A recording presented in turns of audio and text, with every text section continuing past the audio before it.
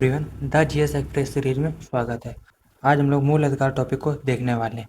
ये हमने नहीं कराया है क्योंकि इतने इम्पोर्टेंट नहीं है। हाँ, इसको बिल्कुल भी नेग्लेक्ट नहीं करते हैं, थोड़ा बहुत देख सकते हो।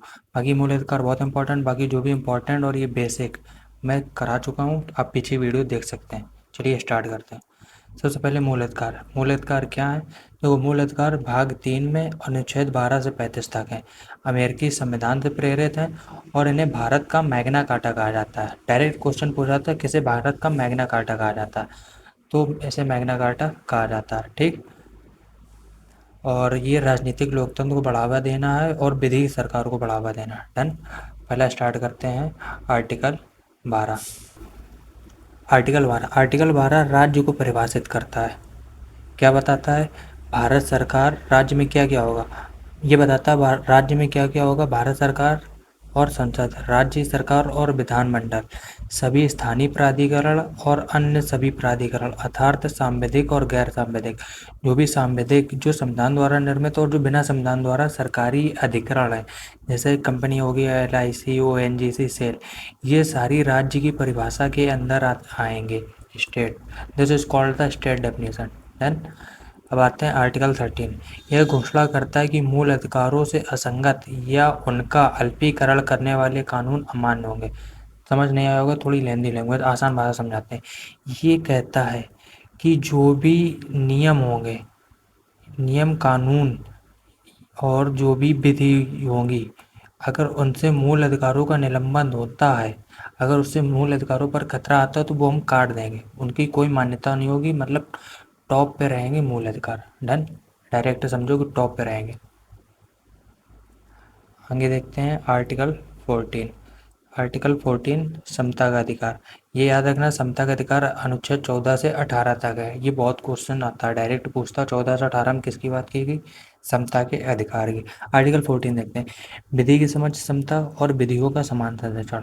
अब देखो, विधि की समझ समता किस प्रकार, ये ब्रिटेन के संविधान से लिया गया। क्या? विधि की समझ समता। और जो विधियों का समान संरक्षण, ये अमेरिका से लिया गया। देखो कैसे, विधि की समझ समता का मतलब है कि हम जो समता अपनाएंगे वो विधि के द्वारा स्थापित करेंगे, तो ये ब्रिटेन से लिया। और विधियों का समान संरक्षण किस प्रकार करेंगे, वो अमेरिका से लिया। दोनों ही चीज़ें डिफरेंट है लेकिन बहुत ही माइनर। ठीक। इसमें क्या बताया गया? कोई भी व्यक्ति विधि से ऊपर नहीं है, और ये एक नकारात्मक अवधारणा। और इसमें कहा गया समान परिस्थितियों में समान व्यवहार, मतलब समान परिस्थितियाँ होंगी समान व्यवहार, और अगर विधियाँ अलग होंगी या परिस्थितियाँ अलग होंगी तो हम व्यवहार अलग अलग कर सकते हैं थोड़ा। ठीक। इसमें ये बताएगी, तो एक सकारात्मक अवधारणा होगी। इसका एग्जांपल देखते हैं। मान लो कोई वंचित वर्ग है, तो हम उसको योजना के तहत 10,000 रुपये दे सकते हैं। अब अंबानी को थोड़ी देंगे, उसकी परिस्थितियाँ अलग हैं, और जो वंचित वर्ग है उसकी परिस्थितियाँ अलग। तो ये बेसिकली वही बताता है, विधियाँ हम उस प्रकार से बनाएंगे जिससे समान परिस्थितियों में समान व्यवहार और अलग अलग परिस्थितियों में अलग व्यवहार। ठीक। आसानी से, होप आप आसानी से समझ गए होंगे। अगला देखते हैं आर्टिकल 15। कुछ आधारों पर विभेद का प्रतिषेध। कुछ आधारों पर, वो आधार क्या है? धर्म, मूल वंश, जाति, लिंग या जन्म स्थान के आधार पर कोई भेदभाव नहीं किया जाएगा। मान लो इनके आधार पर कोई भेदभाव नहीं किया जाएगा। कहाँ नहीं किया जाएगा? सार्वजनिक स्थानों पर भेदभाव नहीं किया जाएगा, दुकानों, रेस्टोरेंट आदि में कोई प्रतिबंध नहीं। मतलब ये नहीं कह सकते तुम इस कास्ट के हो तो यहाँ नहीं जाओगे, या तुम गरीब हो तो यहाँ नहीं जाओगे। ये हमारे मूल अधिकारों का उल्लंघन है। ठीक। अपवाद, इसमें अपवाद क्या है वो देख लो। महिलाओं और बच्चों के लिए विशेष प्रावधान किए जा सकते हैं। समझ आया? नहीं आया? जैसे महिलाओं के लिए विशेष प्रावधान कर सकते हैं। मान लो जिम, एग्जाम्पल जिम का लेते हैं। जिम गए तो मेंस की फीस अलग हो सकती है, वुमेन्स की फीस अलग हो सकती है। बच्चों के लिए ऐसे ही कुछ अलग प्रावधान कर सकते हैं, मतलब बढ़ावा देने के लिए। ठीक। सामाजिक और शैक्षणिक रूप से पिछड़े वर्गों की उन्नति के लिए विशेष प्रावधान। आर्थिक रूप से पिछड़े वर्गों के लिए विशेष प्रावधान, जो EWS है। डन। Example article 16। लोक नियोजन के विषय में अवसर की समता। इसमें देखो, ये केवल वर्ड लिखा है, केवल धर्म, मूलवंश, जाति, लिंग, उद्भव, जन्म स्थान या निवास के आधार पर कोई भेदभाव नहीं किया जाएगा, यानी अन्य के आधार पर किया जा सकता। वो अन्य क्या होंगे? मान लो आर्थिक या सामाजिक। मान लो किसी को पहले बहुत दबा के रखा तो उसको रिजर्वेशन के थ्रू हम ऊपर ला सकते हैं। इसका अपवाद क्या है? जैसे संसद कुछ रोजगार या नियुक्ति के लिए निवास को एक शर्त के रूप में निर्धारित कर सकती है। जैसे साउथ के जो स्टेट हो वहाँ पर कभी कभी 60% रिजर्वेशन सिर्फ उन्हीं स्टेट वालों को दिया गया। जैसे हम यूपी में रहते हैं, अगर हम जाएंगे वहाँ पर देने तो हमें सिर्फ 40% वैकेंसी खाली मिलेगी, 60% उनके लिए ऑलरेडी रिजर्व होती है। ठीक। किसी भी पिछड़े वर्ग के पक्ष में नियुक्तियाँ, धार्मिक या सांप्रदायिक संस्था से संबंधित पदों पर नियुक्ति। बेसिकली अभी आपने एग्जाम्पल देखा होगा, जो आया था वक्फ वक्फ वाला। वक्फ बोर्ड में बोला गया था कि दूसरे संप्रदाय के हो सकते हैं, तो सुप्रीम कोर्ट ने इसी का हवाला दिया था कि ये नहीं हो सकता, क्योंकि वहाँ पर उनको नियुक्ति का आर्टिकल 16 का अधिकार है। आर्थिक रूप से कमज़ोर वर्गों के पक्ष में नियुक्तियाँ। ठीक। जो भी आर्थिक रूप से कमज़ोर, उनके बारे में अलग नियुक्तियाँ कर सकते हैं, वही EWS जो नया कोटा आया।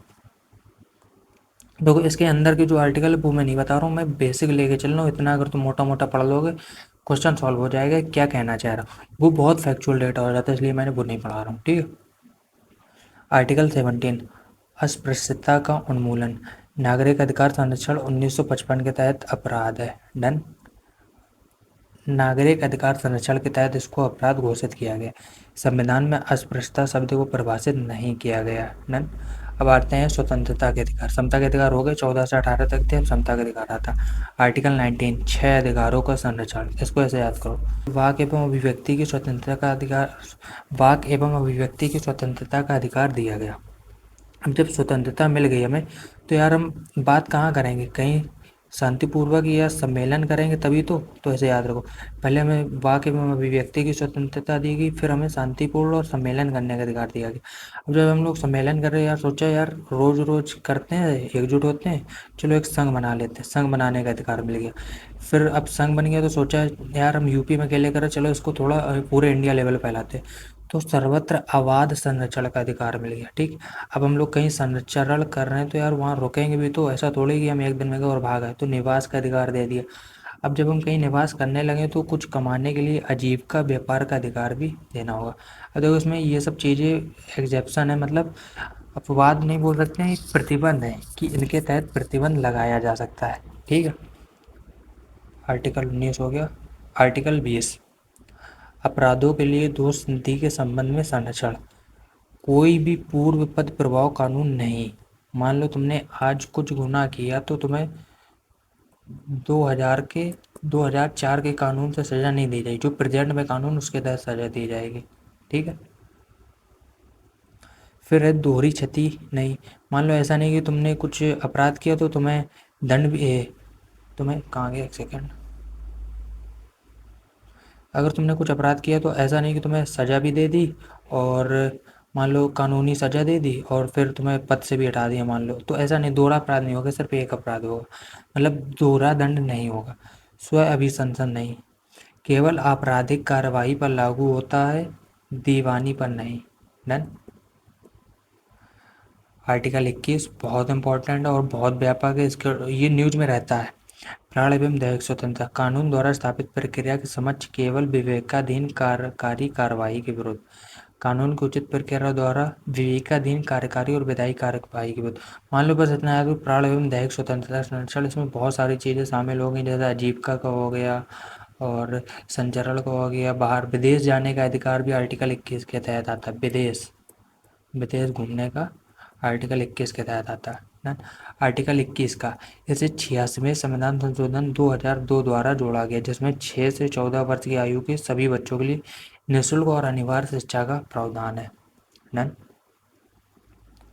आर्टिकल 22 निरोध एवं गिरफ्तारी से संरक्षण। दंडात्मक हिरासत। अपराध के बाद हिरासत में लिया जाता है। गिरफ्तारी के कारणों की जानकारी पाने का अधिकार। मान लो तुम्हें कोई गिरफ्तार करने आया तो तुम उससे पहले जानकारी ले सकते हो, FIR की कॉपी मांग सकते हो।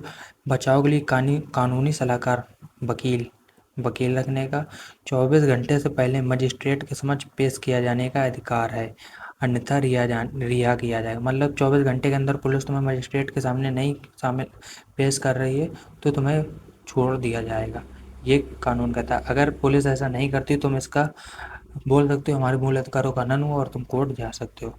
निवारक हिरासत। अपराध से पहले हिरासत में, जैसे बोलते हैं डिटेन करना। नन आजकल ये बहुत वर्ड होगा कि डिटेन कर लिया, पुलिस बोलती है हमने अरेस्ट नहीं किया, डिटेन किया। डिटेन में क्या है, हिरासत की अवधि 3 महीने से अधिक नहीं होनी चाहिए। मान लो तुम डिटेन 3 महीने तक कर सकते हो बिना अरेस्ट का नाम दिए। हिरासत के आधार बताए जाने चाहिए जब तक कि ये जनहित के विरुद्ध ना हो। हिरासत के विरुद्ध अभ्यावेदन का अवसर, मान लो तुम मतलब बोल सकते हो कि ऐसा क्यों हो रहा, अवसर दिया जाएगा, ठीक है। आर्टिकल 23 मानव दुर्व्यवहार और बलात्संग का प्रतिषेध राज्य और व्यक्तिगत कार्यवाही के विरुद्ध संरक्षण प्रदान करता है। अपवाद क्या है, राज्य सार्वजनिक उद्देश्यों के लिए अनिवार्य सेवा लागू कर सकता है। सार्वजनिक उद्देश्यों के लिए अनिवार्य सेवा, इसका एग्जाम्पल जैसे अभी जनगणना, जनगणना में टीचर रूम लगाया गया, जनगणना अनिवार्य हो। आर्टिकल 24 कारखानों आदि में बच्चों के नियोजन का प्रतिषेध। जो आर्टिकल 24 है, ये मान लो जो बच्चे होते हैं उनसे 14 वर्ष से कम आयु के बच्चों को खतरनाक गतिविधियों में कार्य करवाने पर रोक। मूल अधिनियम बाल किशोर अधिनियम 1986 और वर्ष 2006 में सरकार ने घरेलू नौकरों के रूप में काम पर रखने पर प्रतिबंध लगा दिया था। बेसिकली घर के काम में हाथ बढ़ा सकते हो लेकिन नौकरी नहीं। अब धर्म की स्वतंत्रता आज के टाइम पर मोस्ट इम्पॉर्टेंट है। आर्टिकल 25 से 28 अंतःकरण की स्वतंत्रता और धर्म का अबाध रूप से मानने, आचरण करने तथा प्रचार करने का अधिकार। धार्मिक विश्वास और धार्मिक प्रथाएं दोनों शामिल हैं, ठीक।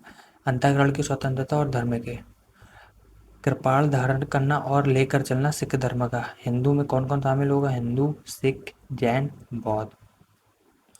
लोक व्यवस्था, नैतिक, स्वास्थ्य और मूल अधिकारों से संबंधित अन्य प्रावधानों के अनु धार्मिक कार्यों के प्रबंध की स्वतंत्रता मोस्ट इम्पॉर्टेंट है। धार्मिक उद्देश्यों के लिए संस्थाएं स्थापित करने का अधिकार, अपने कार्यों को प्रबंध करने का अधिकार, संपत्ति के स्वामित्व का अधिकार, ऐसी संपत्ति प्रशासन करने का अधिकार, वक्फ, ठीक, वक्फ। लोक व्यवस्था, नैतिकता, स्वास्थ्य संबंधी अधिकार, लेकिन मूल अधिकारों से संबंधित अन्य प्रावधानों में नहीं।